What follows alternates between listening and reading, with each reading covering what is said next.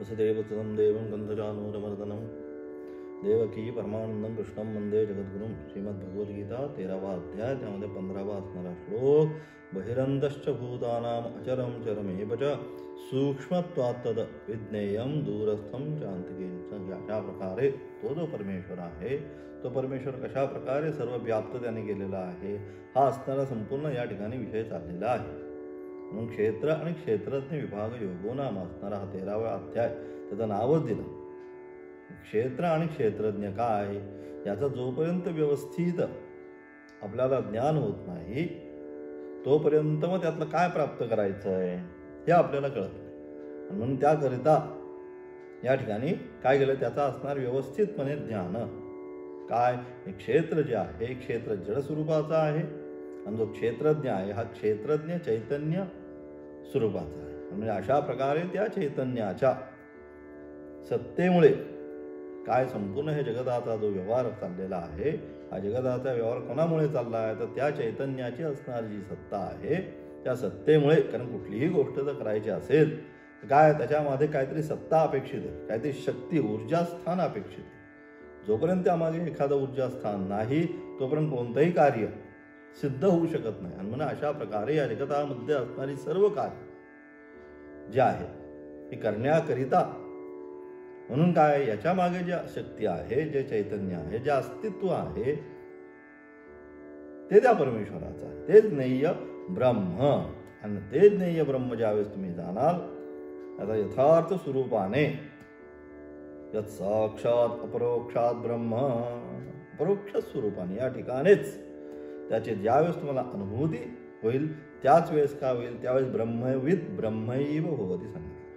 तो ब्रह्म जाणणारा आहे तो काय होतो, तो ब्रह्मच होतो. म्हणजे अशा प्रकारे तो ब्रह्मभाव प्राप्त करून घ्यायचा असेल, ते ब्रह्मपद जर जीवनामध्ये आपल्याला प्राप्त करून घ्यायचं असेल तर मग काय केलं पाहिजे, याचा क्षेत्र आणि क्षेत्रज्ञ याचा विचार केला पाहिजे. आणि जे क्षेत्रज्ञ आहे ते काय, सर्वत्र व्याप्त वासुदेव सर्व, त्याला आम्ही म्हणतो. गीतेने त्याला काय सांगितलं, वासुदेव सर्वम. श्रुती मंत्राने सांगितलं अंतर्बहिश्च तत्सर्वं व्याप्यम. अशा प्रकारे ते एकच तत्व सर्वत्र व्याप्त आहे. हे पुन्हा पुन्हा सांगण्याचा प्रयत्न करणं अत्यंत दुर्लभ आहे. का पुन्हा सांगायचा प्रयत्न चालला आहे, पुन्हा पुन्हा ते अत्यंत दुर्लभ आहे. म्हणून स्थाणु निखन न्यायेनं सांगितलं त्या ठिकाणी, की ज्या ठिकाणी आपण काय करतो, जो मंडप घालताना त्या ठिकाणी असणारा जो वासा आहे, जो खांब आहे, खड्डा खणल्यानंतर त्या ठिकाणी तो खांब लावल्यानंतर काय करतो, त्यामध्ये थोडा दगड गोटे टाकून पुन्हा पुन्हा ज्याप्रमाणे ती पहार आहे त्या पहारीने काय ठोकून ठोकून पुन्हा काय करतो, त्याला ज्याप्रमाणे पुन्हा नीट स्थिर करण्याचा प्रयत्न करतो. आणि जोपर्यंत तो हलत नाही असं लक्षात येत नाही तोपर्यंत आपण काय करतो, पुन्हा पुन्हा त्याच्यावर प्रहार करून त्या पहारीच्या द्वारे ती दगडी माती घालून घालून काय पुन्हा त्याला त्या ठिकाणी स्थिर होतं. ज्यावेळेस तो स्थिर होतो त्यावेळेस आपण ठोकणं बंद करतो. त्याला म्हणतात स्थाणु निखन ज्ञान. अशा प्रकारे इथं सुद्धा हा विचार कसा आहे, अत्यंत गुह्य स्वरूपाचा आहे. सहज आहे की सर्वत्र ब्रह्मच आहे, बस विषय संपला. परंतु त्याचा जो आहे अनुभव आहे, जी अनुभूती आहे, ती अनुभूती होण्याकरिता, कारण काय पुन्हा पुन्हा कितीही सांगितलं तरी जे मन आहे, अंतःकरण आहे, हे काय होतं, पुन्हा पुन्हा विषयांच्या अनुषंगाने मागच्या पाठात पाहिल्याप्रमाणे परांच खानी व्यतृण स्वयंभू तस्मात परांग पश्यती सांगितलं. काय करतात, ते बाहेरच जाण्याचा सातत्याने त्यांचा प्रयत्न. आणि म्हणून त्यांना हे बाहेर जाण्याचा जो वेग आहे हा थांबून काय केला, कश्चित धीर आत्माना इच्छित, एखादाच कोणीतरी ते आत्मतत्व प्राप्त करण्याच्या इच्छेने आवृत्त चक्षु म्हणजे आता तो बाहेर पडणं सोडून देतो, अंतर्मुख होणं. इंद्रियांचे बाह्य विषयांकडे सातत्याने धाव आहे, ते थांबून काय करणं, त्यांना आता अंतर्मुख करून घ्यायचं आहे. आणि तो आत्मतत्व आहे, त्या आत्मतत्वाचं दर्शन, अमृतत्व इच्छन, ते अमृतत्व जे आहे ते अमृतत्व त्याला प्राप्त करायचं आहे. आणि म्हणून अशा प्रकारे ते ज्ञेय स्वरूपाचं जे ब्रह्म आहे ते कसं आहे, ते पुन्हा पुन्हा या ठिकाणी पुन्हा तेच सांगण्याचा प्रयत्न यांनी चालू केला. बहिरंतश्च भूतानाम अचरं चरमेव च सूक्ष्मत्वात् तद अविज्ञेयं दूरस्थं चान्तिके च तत. अशा प्रकारे बहिश्च अंतरश्च, अंतर्बहिश्च तत्सर्व आत्मन तेच आहे, बाहेरभूत आहे, भूतानाम संपूर्ण प्राणीमात्रांच्या आत बाहेर काय आहे तेच तत्व व्याप्त झालेलं आहे. जसं मागच्या पाठात सांगितलं, ज्याप्रमाणे आकाश आहे, जसं कसं आहे ते परमार्थ तत्व सर्वत्र व्याप्त, तर ज्याप्रमाणे आकाश सर्वत्र व्याप्त आहे, परंतु सर्वत्र व्याप्त असणारं आकाश काय होतं, त्या ठिकाणी घटाने परिच्छिन्न झाल्यानंतर आपण त्याला काय म्हणतो, घटाकाश, मठाकाश. तसं ते असणारं ब्रह्मचैतन्य काय सर्वत्र व्याप्त आहे. परंतु या ठिकाणी काय होतं, हे जे अंतःकरण आहे, अंतःकरण उपाधीच्या किंवा अंतःकरण उपाधीने ज्यावेळेस ते परिच्छिन्न होत आहे, त्यावेळेस तेच काय आपण त्याच असणाऱ्या चैतन्याला आपण त्या ठिकाणी त्या अंतःकरण उपाधीने परिच्छिन्न झाल्यानंतर नाम आणि रूपात्मक त्याला सांगण्याचा आपण प्रयत्न करतो. अमुक राम, अमुक श्याम आहे काय तेच आहे. जसं त्या ठिकाणी असणारा आकाश संपूर्ण व्याप्त झाल्यानंतर, तर घटाने परिच्छिन्न झाल्यानंतर, पटाने परिच्छिन्न झाल्यानंतर घटाकाश आदी त्याला आपण उपमा देतो. त्याचप्रमाणे पण वास्तविक काय, वास्तविक सर्वत्र ते आकाशच आहे. त्याचप्रमाणे सर्वत्र हा ब्रह्मभावच आहे. परंतु या ठिकाणी नामरूपात्मक असणाऱ्या उपाधीमुळे त्याला आपण काय म्हणलो, अमुक श्याम, अमुक राम या देहाची असणार कार्य आणि करण संघाताच्या अनुषंगाने त्याला आपण काय केलं, नामरूपात्मक केलं. आणि ह्यालाच काय का केलं, हे मूल करण्याचं काळ म्हणजे काय, अविद्या, मूल अविद्या. ती कशी आहे, अनिर्वाच्य स्वरूपाची असणारी मूल अविद्येमुळे. आणि म्हणून जी मूल अविद्या आहे ती जोपर्यंत कळत नाही, तिचा जोपर्यंत नाश होत नाही, जसं घटाचा नाश झाल्यानंतर काय ते असणारं तिथं घटाने परिच्छिन्न असणारं आकाश पुन्हा असणाऱ्या स्वस्वरूपाच्या आकाशामध्ये विलीन होऊन जातं. त्याचप्रमाणे या ठिकाणी नाम आणि रूपामध्ये असणारी आसक्ती, देहामध्ये असणारी अहम भावना, आसक्ती भावना जोपर्यंत नष्ट होत नाही, तोपर्यंत त्या तत्वाचं यथार्थ स्वरूप आम्हाला ज्ञात होत नाही. तेच सांगायचा प्रयत्न इथं केला. आणि म्हणून अशा प्रकारे ते कसं आहे, बही आणि अंत सर्वत्र तेच आहे. चर अचर, चर स्वरूपाचं पण तेच आहे, अचर स्वरूपाचं पण तेच आहे. सूक्ष्मत्वात अत्यंत ते कसं आहे, आकाशापेक्षाही सूक्ष्म. कारण आकाशाची उत्पत्ती कोणी केली, त्यानेच केली. तस्मात आत्मनः आकाश संभूत, ती आकाशाची जी उत्पत्ती आहे, ती आकाशाची उत्पत्ती सुद्धा त्याच्यापासून निर्माण झाली. आणि म्हणून ते कसं आहे, अत्यंत आकाश जर एवढं सूक्ष्म आहे, तर ते कसं आहे, आकाशापेक्षाही सूक्ष्म स्वरूपाचा असल्यामुळे ते कसं आहे, अत्यंत सूक्ष्मत्वात अविज्ञेयम. असं सहज गेला आणि मी प्राप्त करून घेतो त्याला जाऊन, होईल का, तसं होऊ शकत नाही. अत्यंत गुह्य स्वरूपाचं असल्यामुळे ते कसं आहे, अत्यंत सूक्ष्म असल्यामुळे ते अविज्ञेय, सहसा ज्ञात होत नाही. जो अधिकारी आहे, विवेक, वैराग्य, समाधी, षटक संपत्ती, मुक्षत्व आदी जे गुण आहे, ज्यांनी प्राप्त करून जो अधिकारी बनलेला आहे, तोच श्रवण मनन निध्यासनाद्वारे तद्विद्धी प्रणिपातेन परिप्रश्नेन सेवया उपदेक्षन्ति ते ज्ञानम, या सगळ्या मार्गाने, हा सगळा मार्ग आहे ते तत्वज्ञान प्राप्त करण्याचा. या मार्गानेच नान्य पंथा विद्यते अनाय, दुसरा रस्ताच नाही. एवढा एकच रस्ता आहे, दुसरा आम्ही या मार्गाने जातून ते प्राप्त होऊ शकत नाही. जे मार्ग आहे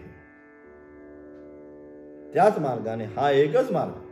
आणि म्हणून अशा प्रकारे ते कसं आहे, अत्यंत सूक्ष्म असून अविज्ञेय आहे. दूरस्थम शांतिगिरी, म्हणून अशा प्रकारे जे अज्ञानी आहे त्यांच्यासाठी ते अत्यंत दूर आहे. परंतु जे ज्ञानी आहेत त्यांच्याकरता अंतिकेच, जे ज्ञानी आहेत म्हणजे परंपरागत श्रवण मनन निध्यासन विवेक वैराग्य प्राप्त केलेलं आहे, तद्विद्धी गुरु प्राप्त, तद्विद्धी परिप्रश्नेन वगैरे सगळं जे आहे, तद्विज्ञानार्थम स गुरुमेव अभिगच्छेत, या सगळ्याच्या नियमांचं ज्यांनी पालन केलेलं आहे, अशा प्रकारे असणारे अधिकारी जे साधक आहेत त्यांच्यासाठी काय ते दूर नाही. मग त्यांच्यासाठी जे अज्ञा आहेत, अज्ञांसाठी अत्यंत दूर, सहसा त्यांना प्राप्तच होणार नाही. परंतु अशा प्रकारचे जे साधक आहे, अधिकारी संपन्न, गुरु शुश्रूषा करून, शास्त्राचा श्रवण मनन निध्यासा करून ज्यांनी ती विद्या प्राप्त केलेली आहे त्यांना ते कसं आहे, त्यांना ते दूर नाही आहे, तर त्यांना अंतिकेच तिथं त्या ठिकाणीच त्याला याच अंतःकरणामध्ये त्या ब्रह्मतत्वाचा साक्षात्कार झाल्याशिवाय राहत नाही. तेच या श्लोकाच्या माध्यमातून सांगायचं. म्हणजे अशा प्रकारे अत्यंत सुलभतेने प्राप्त होणारं हे तत्व या ठिकाणी सांगितलेलं आहे. आणि म्हणून त्याच्यासाठी मागच्या पाठात सांगितलं काय साधना, जे साधना करतोय सगळं सोडायचंय. उत्तमा सहजावस्था सांगितलं. उत्तम स्वरूपाची अवस्था कोणती, सहज अवस्थेमध्ये कुठल्याही प्रकारचा प्रयत्न न करता त्या ठिकाणी बसल्या बसल्या ज्याचं मन उन्मनी भावाला जातं ही उत्तम अवस्था. आणि ती उत्तम अवस्था जर प्राप्त करून घ्यायची असेल तर खालच्या सगळ्या पायऱ्या नीट पाहिजे. यम नियम आसन श्रवण मन निध्यासन अमानित्वादंबित्व या सगळ्या खालचं फाउंडेशन.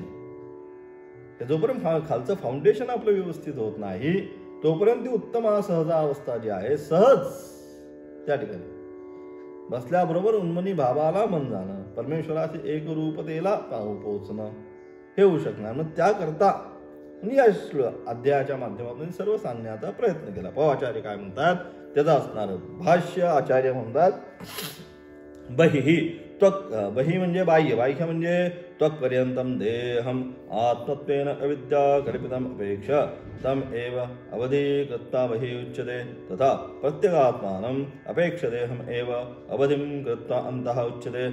बहिः अन्तच इति उक्ते मध्ये अभावे प्राप्ते इदमुच्यते. अशा प्रकारे काय अविद्येद्वारा आत्मभावाने कल्पित शरीराला त्वचेपर्यंत अवधी मानव. हे शरीर आहे जे आपलं शरीर आपण कुठपर्यंत मानतो ते ही जी बाह्य त्वचा आहे त्याच्यानंतर शरीर नाही. त्या बाह्य त्वचेपर्यंत आपण काय म्हणतो शरीर आहे. म्हणून त्या त्वचेपर्यंत शरीराला अवधी मानून त्याच्या अपेक्षेने नेयाला त्याच्या बाहेर सांगितले जाते. आणि याच्याही बाह्य जे आहे या त्वचेच्या बाहेर असणार काय तर ते ज्ञेय म्हणजेच ब्रह्मतत्व आहे. आणि त्याचप्रमाणे काय अंतरात्म्याला या ठिकाणी जो अंतरात्मा आहे त्या अंतरात्म्याला लक्ष करून शरीराला अवधी मानून, मग हे जे त्वचेपर्यंत जे शरीर आहे त्याला अवधी मानून तिथपर्यंत अवधी मानून नेय त्याच्या आत आहे सांगितले जाते. म्हणजे या शरीराच्या आतमध्ये कोण तेच आहे आणि बाह्य सुद्धा तेच आहे. आणि बाहेर व आत असे सांगितल्यामुळे मध्ये त्याचा अभाव आहे का असे सांगता. मग मध्ये ते नाही का, आत आहे बाहेर आहे, मग मध्ये कोण आहे. मध्ये सांगितल्याप्रमाणे की जसं घराचा असणार उंबरा काय करतो, घराची आतली बाजू आणि बाहेरचं अंगण याचं विभाजन करतो. मग आत समजा ते तत्व आहे, बाहेर तत्व ते तत्व आहे, मग उंबऱ्यावर काय म्हणजे मध्ये आहे का नाही. मग त्याचं उत्तर पण येतात अचरम चर एवच यत चराचरम देहाभासम अभि तदेव नेयम यथा रज्जु सर्पाभासः यदि अचरम चरम एवच विषय व्यवहार विषय सर्वं नेयम किमर्थमिदम इति सर्वैः न विज्ञेयम इति उच्यते. अशा प्रकारे काय म्हणतात ते चर व अचर सर्व व्यवहाराचा विषय तो ज्ञेय परमात्माच आहे. अशा प्रकारे चर आणि अचर हा जो आहे हा सर्व चर आणि अचर संपूर्ण जो व्यवहार होतोय म्हणजे या सृष्टी या संपूर्ण जगतामध्ये जो काही व्यवहार होतोय चर असो अचर असो म्हणजे चालणारा बोलणारा अचर एका ठिकाणी स्थिर स्थानो या अनुषंगाने अशा प्रकारे जो काही व्यवहार आहे तर त्या व्यवहाराचा विषय तो ते नेय परमात्माचा या सगळ्याचा व्यवहाराचा असणारा विषय काय आहे तर ते नेय परमात्मत्वच आहे. तर मग तो हा आहे अशा प्रकारे सर्वांद्वारे का जाणला जाऊ शकत नाही. मग जर सगळ्यांचा विषय तेच परमार्थ आहे तर मग ते जाणलं का जाऊ शकत नाही. सगळ्या व्यवहारातून जर तेच परमार्थ तत्व हा त्याचा विषय आहे तर ते परमार्थ तत्व का जाणलं जाऊ शकत नाही. जाणायला गेलं पाहिजे ते, मग का जाणलं जाऊ शकत नाही त्याचं उत्तर देतात सत्यम सर्वाभासम तथापि व्यमवद सूक्ष्मम अतः सूक्ष्मत्वात् सेन रूपेण तज्ज्ञेयम अपि अविज्ञेयम विदुषां तु आत्मैवेदं सर्वं ब्रह्मैवेदं सर्वं इत्यादी प्रमाणतः नित्यम विज्ञातम. की अशा प्रकारे ते जे तत्व आहे ब्रह्मतत्व जे आहे खरं आहे की तुम्ही जे म्हणताय की ते जाणलं गेलं पाहिजे तर त्याच्यामुळेच संपूर्ण व्यवहार होतो किंवा व्यवहाराचा विषयच ते जे ब्रह्मतत्व आहे तर मग ते सहजतेनं का जाणलं जाऊ शकत नाही. त्याचं असणारं उत्तर कारण आहे हे सारा दृश्य त्याचे स्वरूप आहे. सारं जे दृश्य प्रपंच आपण या ठिकाणी जे काही पाहतो आहोत, हा प्रपंच कोणाचा आहे? हा सारा त्याचेच स्वरूप आहे. त्याच्यापासूनच सांगितलंय अद्भ पृथ्वी पृथिवी औषधी औषधीभ्यन्नम अन्नात पुरुषः, की अशा प्रकारे त्या आकाशापासून पृथ्वीपासून औषधीपासून अन्नापासून पुरुषाची निर्मिती. म्हणजेच काय? हे संपूर्ण सारं जे दृश्य जगत आहे त्याचंच स्वरूप आहे, त्याच्यापासून निर्माण झालेलं आहे, त्याचेच स्वरूप आहे. तरी सुद्धा तो आकाशाप्रमाणे अत्यंत सूक्ष्म आहे. त्याने काय केलं? सर्वत्र व्याप्त जरी असला किंवा ते तत्व सर्वत्र व्याप्त जरी असलं तरी ते कसं आहे? तर ते सर्व तत्व अत्यंत सूक्ष्मातिसूक्ष्म आकाशाप्रमाणे. जसा आकाश अत्यंत सूक्ष्म आहे, आकाशाची उत्पत्ती करणारं ते म्हणून ते अत्यंत सूक्ष्म स्वरूपाचं असणारं आहे, आकाशाप्रमाणे सूक्ष्म आहे. आता यद्यपि तो आत्मरूपाने ज्ञेय आहे, परंतु आकाशाप्रमाणे जरी सूक्ष्म असलं तरी या ठिकाणी ते काय? आत्मरूपाने ज्ञेय आहे. ते आपण सगळे जाणतो. आलं का? जाणणं म्हणजे ही जाणण्याची, हा महत्वाचं वाक्य आहे. प्रत्येकामध्ये जाणण्याची इच्छा आहे. ही जाणण्याची इच्छा गुणाची, तर हीच प्रत्येकामध्ये असणारी जाणण्याची इच्छा हे त्याचं स्वरूप आहे. म्हणून प्रत्येक जण काही ना काहीतरी जाणण्याचा, ज्ञान प्राप्त करून घेण्याचा, आणि ते त्याचं स्वरूप आहे. सत्यम ज्ञानम अनंतम ब्रह्म. सत्यम ज्ञान अनंतम ब्रह्म, ज्ञान स्वरूप आहे ते. सच्चित आनंद स्वरूप, सत्य स्वरूप, ज्ञान स्वरूप, सत्यम ज्ञान अनंतम ब्रह्म, की अशा प्रकारे ते ज्ञान स्वरूप असल्यामुळे या ठिकाणी आपला प्रत्येक जण जो आहे, कुणीही असो, प्रत्येक जण काय करतो?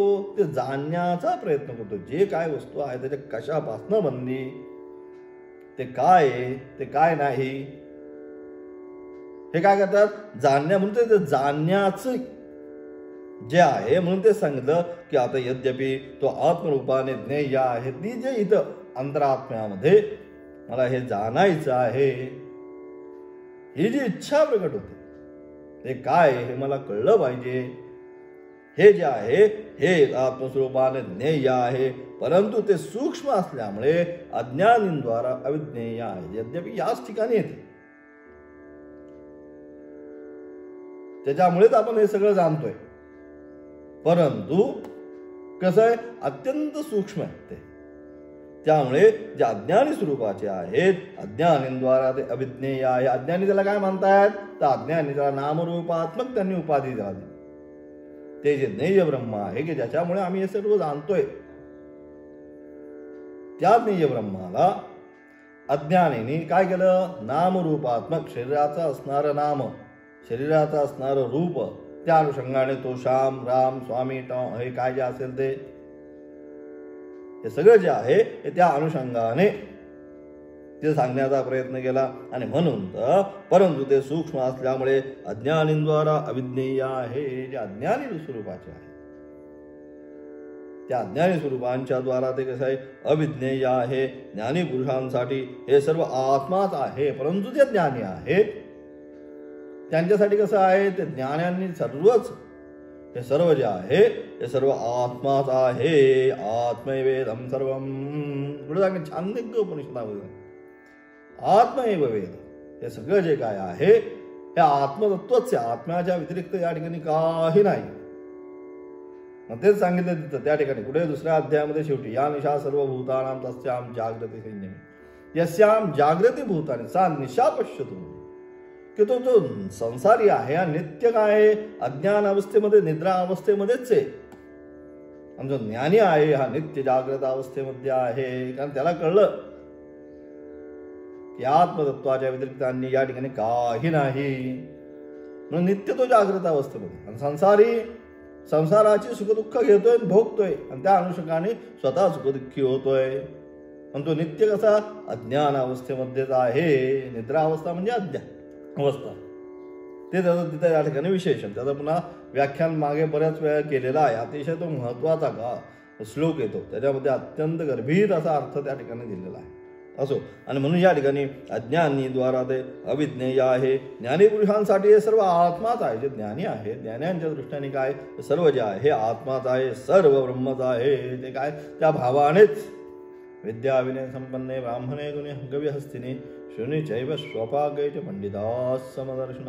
अशा प्रकारे सर्व जे काय आहे सगळ्यामध्ये एकच आत्मतत्व ते पाहत असतात इत्यादी प्रमाणाद्वारे तो सदा प्रत्यक्ष राहते. यामुळे अशा प्रकारे ते जे आत्मतत्व आहे हे ज्ञानी करता सदा प्रत्यक्ष सर्वत्र तेच आत्मतत्व तोच भाव ते पाहण्याचा प्रयत्न करतात. अविज्ञानतया दूरस्थम वर्षसहस्रकोट्यापि अविदिहाम अप्राप्यत्वात् अंतिके च तत् आत्मत्वात् विदुषाम. या अशा प्रकारे काय मग ते ज्ञेय ते जे ब्रह्मस्वरूप आहे आत्मतत्व जे आहे ते काय अज्ञात असल्यामुळे अत्यंत अज्ञात सहसा ते प्राप्त न झाल्यामुळे ते ज्ञेय अज्ञात असल्यामुळे हजारो करोडो वर्षापर्यंत वर्ष प्रयत्न सुद्धा प्राप्त न झाल्यामुळे अज्ञानींसाठी अत्यंत दूर आहे. जे अज्ञानी आहेत त्या अज्ञानींकरता हजारो वर्ष जरी त्यांनी प्रयत्न करत राहिले तरी त्यांना ते आत्मतत्व प्राप्त होणार नाही. ते काय त्या अज्ञानाच्याच खाईमध्ये दूर अंधकारात खाईमध्ये तसेच ते पडत राहतात. पुन्हा पुन्हा जे काय आहे जोपर्यंत तत्व जाणत नाही संसाराला प्राधान्य ते देतात आणि संसाराच्या मागे धावून काय ते कर्म करत राहतात. मग कर्म आणि कर्मबंध संचित प्रारब्ध आगामी संचित प्रारब्ध आगामी असणार पुनरपि जननम पुनरपि मरणम पुनरपि जननी जठे हे असणार सगळं संसाररूपी चक्र. त्या चक्रामध्ये बसून पुन्हा पुन्हा जन्म आणि मरणाच्या चक्रामध्ये ते अडकून राहतात. कोण जे अज्ञानी आहेत कारण त्यांनी ते आत्मतत्व न जाणण्यामुळे संसारालाच प्राधान्यता दिली. म्हणजे ज्ञानी आहेत ते परंतु ज्ञानी लोकांसाठी तो आत्माच आहे. आता त्याच्या अत्यंत ते ज्ञानी जे आहेत ज्ञानांसाठी काय तो आत्माच या ठिकाणी आणि तो त्या ठिकाणी आत्मतत्व त्या ठिकाणी असल्यामुळे काय झालं तो त्यांचा आत्मतत्व असल्यामुळे ते अत्यंत त्यांच्या निकट आहे. ज्ञानी लोकांसाठी ते कसं आहे त्या अत्यंत निकट म्हणजे जवळच आहे या ठिकाणीच आहे. त्याला पाहण्यासाठी इकडे कुठे जायचंच नाहीये. त्यांनी याच ठिकाणी त्याचा काय केलेला आहे अनुभव करून घेतलेला आहे. आणि अशा प्रकारे असणारे ते आत्मतत्व पुढे जाऊन सांगतात काय 16व्या श्लोकाच्या माध्यमातून अविभक्तम विभक्ते अविभक्तम च भूतेषु विभक्तमिव च स्थितम भूत भर्तृ च तज्ज्ञेयम ग्रसिष्णु प्रभु विष्णु. अशा प्रकारे ते जे ज्ञेय तत्व आहे ते कसं आहे स्वयं विभाग रहित असून आता जसं प्रमाणे सांगितलं घटाकाश मठाकाश आणि आकाश ज्याप्रमाणे सर्वत्र एकच आहे परंतु काय झालं त्या ठिकाणी त्याला त्या घटाने परिच्छिन्न झाल्यामुळे त्याला आपण घटाकाश असं म्हटलो. त्याप्रमाणेच काय ते ज्ञेय तत्व स्वयं विभाग रहित असून कुठलाही ते आत्मा त्याच्यामध्ये विभाग काही नाही सर्वत्र एकच त्याने व्याप्त केलेला आहे. आकाशाप्रमाणे सर्वत्र ते व्याप्त आहे विभाग रहित असून काय मग संपूर्ण प्राण्यात विभक्त सारखे स्थित आहे. परंतु या ठिकाणी अंतःकरण उपाधीने परिच्छिन्न झाल्यामुळे तेच आत्मतत्व आम्हाला या ठिकाणी विभक्त झाल्यासारखं वाटतं. अयम मंदार अयम श्याम अयम राम अशा प्रकारे तेच आत्मतत्व त्या अंतःकरणाच्या उपाधीमुळे काय केलं ते असणार कसं आहे यद्यपि कसं विभाग रहित सर्वत्र परिपूर्ण आहे तरी सुद्धा अंतःकरण उपाधीने परिच्छिन्न झाल्यामुळे त्याला आम्ही काय केलं नामरूपात्मक बनवून हा राम हा श्याम अशा प्रकारे त्याला विभक्त केल्यासारखा त्याला विभक्त करून टाकलं. आणि मग तेच सांगितलं संपूर्ण प्राण्यामध्ये विभक्त स्थितम ते विभक्त केलं. मग तेच आणि म्हणून ते कसं आहे मग तेच कारण का तेच आत्मतत्व भूत भर्तृ तज्ज्ञेयम ग्रसिष्णु प्रभु विष्णूच आणि तेच आत्मतत्व आहे तेच जाणण्यायोग्य त्या जगतामध्ये जाणण्यायोग्य येन ज्ञातेनं सांगितलं त्या ठिकाणी शास्त्राने. शास्त्र काय म्हणतंय येन ज्ञातेन सर्वमिदं विज्ञातं भवति इति. ज्याचं ज्ञान झाल्यानंतर जगतामध्ये अशी एक वस्तू आहे की त्या वस्तूचं ज्ञान झाल्यानंतर पुन्हा दुसरं जाणण्याची वस्तू नाही. सगळ्या जगताचं ज्ञान तुला होणार नाही. येन ज्ञातेन सर्वमिदं विज्ञातं भवति इति. त्याचं ज्ञान झाल्यानंतर सर्व जगताचं तुला ज्ञान होणार आहे. तद्विजिज्ञासस्व त्याची जिज्ञासा कर. मग ते काय आहे तर ते जे आहे ते नेय तत्व स्वयं विभागरहित असून सर्व प्राण्यात विभक्त सारखे स्थित आहे आणि तेच जाणण्यायोग्य आहे. या जगतामध्ये जाणण्यासारखी वस्तू काय असेल ते या संपूर्ण जगतामध्ये जाणण्यासारखी वस्तू तेच आत्मतत्व आहे. आणि म्हणून योग्य आहे संपूर्ण प्राण्यांना उत्पन्न करणारे, त्याचे भरणपोषण करणारे, संहार करणारे तेच आहे. त्याच्यापासूनच सगळ्या प्राण्यांची उत्पत्ती, स्थिती आणि लय कुठे आहे त्याच्यामध्येच आहे. ज्याप्रमाणे तंतुनाभः जसा तो असणारा किडा कोणता त्या ठिकाणी कोळी काय करतो त्या जाळ्याची निर्मिती स्वतःपासूनच करतो. स्थिती म्हणजे येणार त्याच्यामुळे त्याच्यावरच त्याची उपजीविका म्हणजे येणारे किडे त्याला चिकटले की ते खातो आणि पुन्हा सकाळी काय करतो स्वतःमध्येच विलीन करून घेतो. उत्पत्ती स्थिती लय तसं या संपूर्ण जगताची उत्पत्ती तस्मात् आत्मनः आकाशस्तंभूतः. उत्पत्ती अन्नात पुरुषः पहिल्या अन्नाची निर्मिती केली म्हणजे स्थिती. आता यांना पहिलं जन्माला येण्याच्या अगोदर आणि म्हणून त्या ठिकाणी काय कुठल्याही कुठल्याही प्राण्याची निर्मिती म्हणजे होण्याच्या अगोदर म्हणून काय त्याची पहिले भरणपोषणाची व्यवस्था भगवंत करतात. पहिल्यांदा गायीमध्ये दुधाची निर्मिती आहे, नंतर वासराची निर्मिती. म्हणजे काय त्याला काय अन्नात पुरुषः पहिलं खायला काय पाहिजे, प्यायला काय पाहिजे त्या सगळ्याची निर्मिती भगवंताने केली. त्यानंतर जीवाची उत्पत्ती भगवंताने झाली. तसंच आणि म्हणून ते काय तोच सर्गांचं भरण पोषण करणारा आहे, उत्पन्न पण करणारा तोच आहे, भरण पोषण पण करणारा तोच आहे आणि त्यानंतर परत त्या संहार करणारं तेच तत्व आहे. शेवटी काय संहार त्या संपूर्ण काय आहे कल्प पूर्ण झाल्यानंतर ज्यावेळेस संपूर्ण या जगताचा आता संहार करायचा असेल तर काय करतं तेच तत्व त्या ठिकाणी त्याच्यामध्येच जसा तो कोळी शेवटी काय करतो सकाळ झाल्यानंतर पुन्हा स्वतःमध्येच सगळं ओढून घेतो.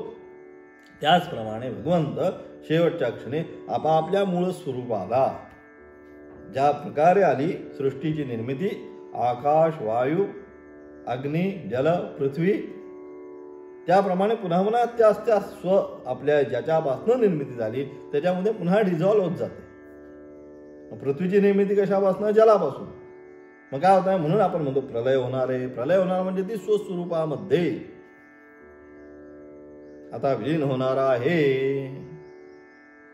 आणि अशा प्रकारे म्हणून काय करतात त्याचा संपूर्ण शेवट ज्याचा आहे शेवट सुद्धा संहार करणारं तेच तत्व आहे. म्हणजे अशा प्रकारे असणारं ते तत्व सर्वत्र एकच ते तत्व व्याप्त आहे हे सांगण्याचा प्रयत्न केला. अविभक्तंच प्रतिदेहं व्यवमत तद एकं भूतेषु सर्व प्राणेषु विभक्तमेव च स्थितं देहेषु एव विभाव्यमानत्वात् ते ज्ञेय प्रत्येक शरीरामध्ये आकाशाप्रमाणे समान अविभक्त व एक आहे.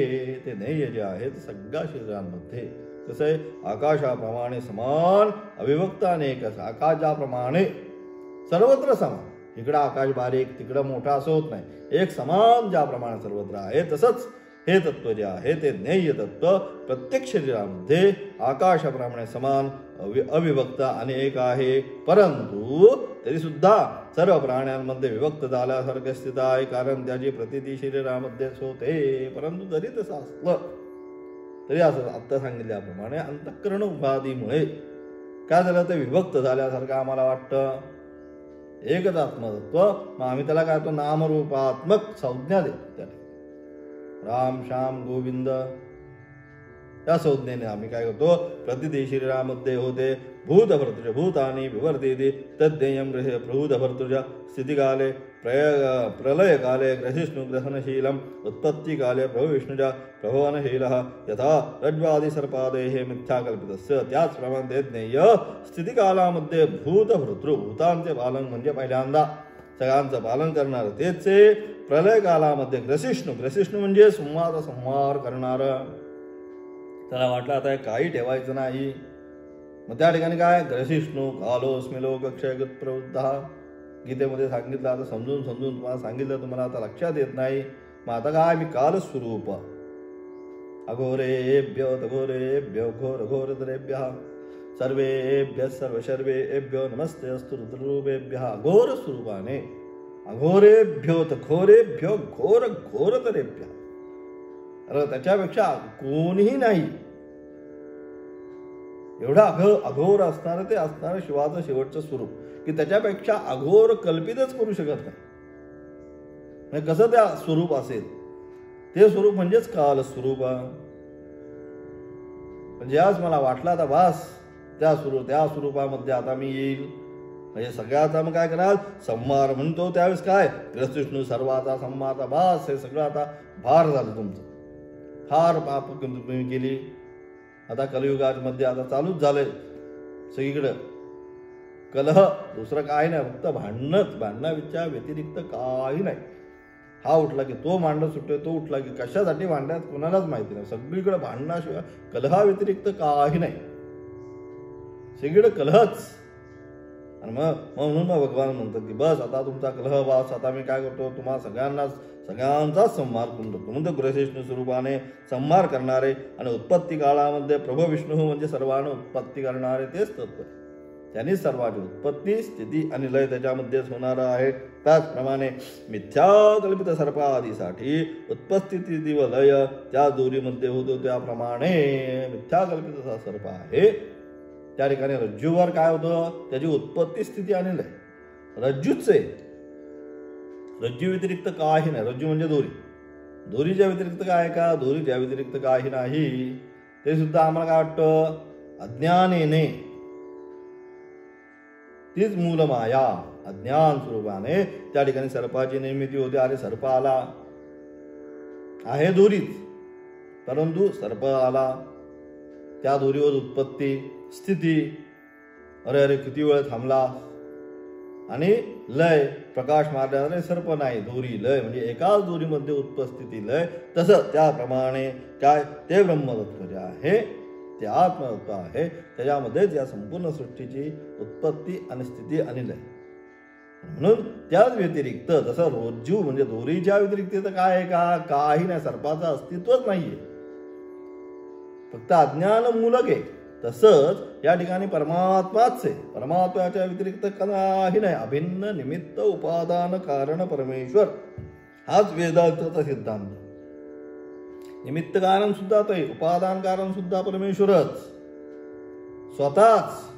किंबहुना चराचर आपणची जाहला, त्याला वाटलं की आता काय संपूर्ण सृष्टीची निर्मिती करायची, मग तोच त्या स्वरूपाने त्यांनी सुरुवात केली.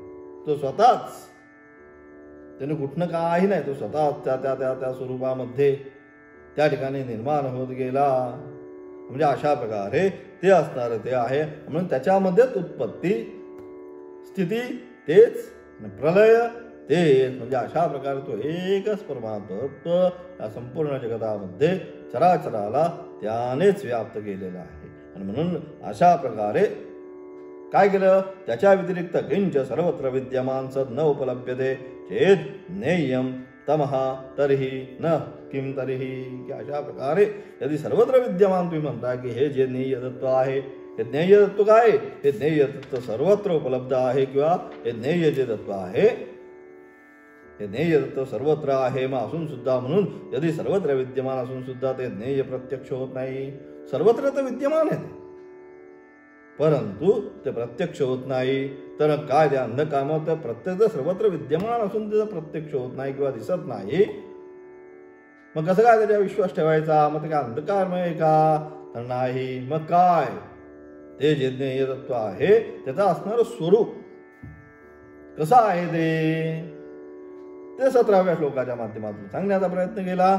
ज्योतिषामपि तज्ज्योतिः तमसः परमुच्यते ज्ञानम नेय्यम ज्ञानगम्यम हृदि सर्वस्य विष्ठितम. की अशा प्रकारे ते परमतत्व काय, संपूर्ण ज्योतींची ही ज्योती, या सगळ्या प्रकाशमान जेवढे म्हणून जे आहे या ठिकाणी पदार्थ, त्या सगळ्यांची ज्योती तीच आहे. तिच्यापासूनच या संपूर्ण म्हणतात सांगितलं. नत्त सूर्य परमेश्वराची आरती करताना तो मंत्र आहे उपनिषदांमधला, नत्त सूर्यो भाती न चंद तारकम नेमा विद्युतो भांति कुतोयमग्निः तमेव भांत मनुभाती सर्व तस्य भासा सर्वमिदं विभाती. त्याच्या प्रकाशामुळेच निगुणाच्या इथं असणारा अंतःकरणामध्ये त्याचा जो प्रकाश आहे, तस्य भासा सर्वमिदं विभाती, त्याच्या प्रकाशामुळे हे सगळं आम्ही पाहू शकतोय. एकदा त्याचा प्रकाश गेला की मग काय, मग आमचीच ज्योती होऊन जाते. म्हणजे काय, दाह. आणि म्हणून अशा प्रकारे या सर्वांना प्रकाशित करणारं जे आहे तेच तत्व आहे, ते परमतत्व. संपूर्ण ज्योतींची ही ज्योती अज्ञानाच्या अत्यंत पलीकडं असं आहे. ते आहे कसं, अज्ञानाच्या अत्यंत पलीकडं, ज्ञानस्वरूप जाणण्यायोग्य, ज्ञानेने प्राप्त करण्यायोग्य, आणि सर्वांच्या हृदयामध्ये काय, तेच हृदय सर्वस्व विष्णू, सर्वांच्या या हृदयात जे आहे तेच आत्मतत्व या ठिकाणी आहे. म्हणजे अशा प्रकारे ते कुठे आहे, ते कुठेही गेलेलं नाही, ते याच ठिकाणी. फक्त आम्ही काय त्याची जागा विसरलो. आपण त्या ठिकाणी आपण ते एक महाराज म्हणतात, तुझं आहे तुझं पाशी, परंतु जागा विसरला अशी आपल्या पाशीच आहे. फक्त काय झालं, आपण जागा विसरलो की या ठिकाणी आहे, आणि मग त्याला काय इकडे पहा तिकडे पहा, परंतु तुझं आहे तुझं पाशी. इकडे तिकडे जायची गरजच नाही. कुठे शोधशी रामेश्वर आणि कुठे शोधशी काशी, हृदयातील भगवंत राहिला हृदयातून उपाशी सांगितलं. इथं तो आहे, त्याला सोडून इकडे तिकडे धावून काही होणार नाही. इथेच या ठिकाणी त्याचा साक्षात्कार करून घेतला. म्हणून अशा प्रकारे ते साक्षात्कार करण्यासाठी म्हणजे काय आहे साधना, ती सगळी या 13व्या अध्यायातून सांगण्याचा प्रयत्न केला. 17व्या श्लोकाचा विशेष अर्थ उद्याच्या पाठामध्ये पाहणार आहोत.